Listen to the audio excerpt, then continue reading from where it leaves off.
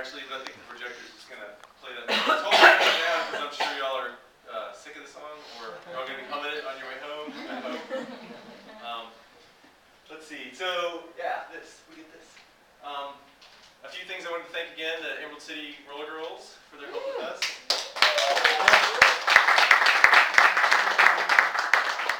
And if y'all don't know already, if you're not familiar with Emerald City, you do have your own league here, so I encourage y'all to go check it out. I'm not sure what the schedule is, but I bet someone in here knows. August 28th. August 28th? Yeah. Championship. Yeah. Nice. At the fairgrounds. At the fairgrounds. All right, cool. So, yeah, again, I'm selling this stuff that, is decreasing our gas mileage, but the weight, so if you want to help, that's a good way to do it. And we are looking for a couch to sleep on. We're two Texas gentlemen. Chad Holt, who's the subject of Total Badass, if you saw the trailer at the front, that's that guy. He's very nice. He won't break your stuff. Depending on what your stuff is, I guess. Never mind. There are a few things that are big differences on when this women started up. The biggest one, I guess, would be fighting. Is that I think, with the exception of a couple of leagues, maybe the Renegades or someone, pretty much everyone's outlawed fighting. There are unified rules now, and some old school derby was rigged. The game was rigged, actually, and that was part of its decline. But never from the get-go did any of these women rig a game, even though they totally planned to fight. No one ever said this is going to be the score. It was always a legitimate competition, which I always respected. Thought was really cool. And there are now, I believe, 550 leagues, not 150, which blew my mind at the time. Now they're all over the globe, so it just keeps growing and getting more crazy. Did anybody have a question about the movie? Yes. How did you get involved in this? How did you jump in? And what time did you jump in? We jumped in at the end of 2001, I believe. Dan had already come and gone. I didn't know Dan. We had to find him later. Nobody knew his last name, so that was a chore. Derby Dan Francisco, Dan. I'm like, that doesn't help. So all that footage, that was you filming all that? Me and the producer, Warner Campbell. Wow. With the exception of the games. But all those meetings, we filmed 550 hours. So I got a lot of tons of meetings. Wow. But back to your question, we were going to film a documentary on this crazy hillbilly one-man band. Excuse me, I'm turning my phone off. This hillbilly dude named Hassel Atkins, who's like the godfather of one-man bands. And we're talking, he's from Virginia. We're going to bring him to Austin and have a one-man band fest and kind of make that the narrative arc. But he ended up being completely crazy, just like we hoped for, but in the sense that a documentary wasn't probably going to work. So we went to a bar, and I saw Hydra, who the Women's Flat Track Derby Association trophy is named after now. I knew her as Jennifer from high school. I went to high school with her. And she was on skates, and despite the damage Dan had done to the name of Derby, dragging through the mud, borrowing money, that would disappear, I saw that she was involved, and she graduated magna cum laude from the University of Texas with a master's degree in geology, was state champion handball player, was valedictorian of my high school, which we had like 1,500 people in our graduating class. It was a monster school. So I was like, Jennifer's doing this. There's got to be something here, despite the word on the street and the rumors that this was just a big waste of time. So we literally just said, hey, can we film this? I had already made some films and that had done well in and around Austin and at festivals, so they knew I was serious, and I knew a few of the gals. Warner knew a few of the women too. And we turned on our cameras like 3 days later. And it's not in the movie, but it's in one of the deleted scenes, I believe. There's like 90 minutes of deleted scenes on the DVD, because the first cut was like 8 hours long. We had an 8-hour movie.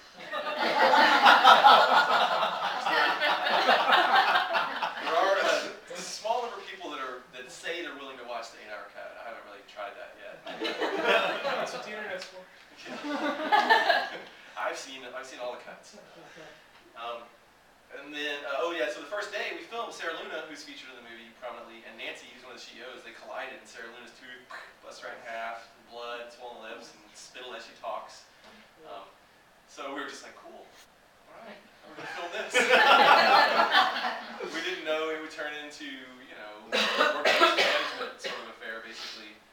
So we shot 100 hours till they had their first game, and then we were thinking maybe that's our movie, and then we realized that they didn't know they'd have a season, so they had a game, and then they're like, what do we do now? Let's make a season. So we thought maybe we'd structure it in more of a traditional sports movie around the season, and the game would play a more important role. And then as that went on, then this developed, the Rift and everything, and so this was our movie, became this. And then we filmed for 3 or 4 more years, and then cut for about 2 years. So lots of work, but hey, Derby,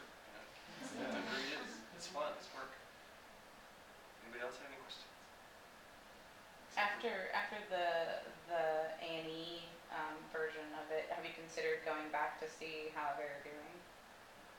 Actually, we were still editing when A&E finished. A&E came in, like, they shot the first game that we didn't shoot. We were actually there with cameras, just kind of filming a few little shots here and there if we needed them, or to keep up as we were in editing. We were in post-production for almost 2 years, so we just to keep up to tabs with the story, so we could at least include a postscript. And they had told us that A&E would film them, and we were like, sure. I mean, we had no position to no decision in that stake, you know.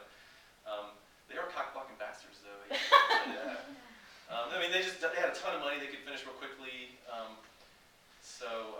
But they raised awareness for Derby, so it's kind of a double-edged sword. A lot of people don't like it. Some of the reviews for the show are really good, but Derby exploded because of that. Whip It, the same thing, you know. And most of the reviews for Whip It are really good, and it just made Derby explode again. So it's kind of like, even though we had to, you know, bite our tongue. A&E actually wanted the cha-cha leg break shot, you know, and they were spending like $1 million an episode or some kind of, they're spending crazy money. Their lunch budget was more than our budget, you know, for one show.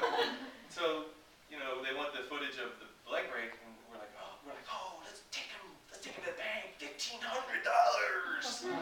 which was nothing to them.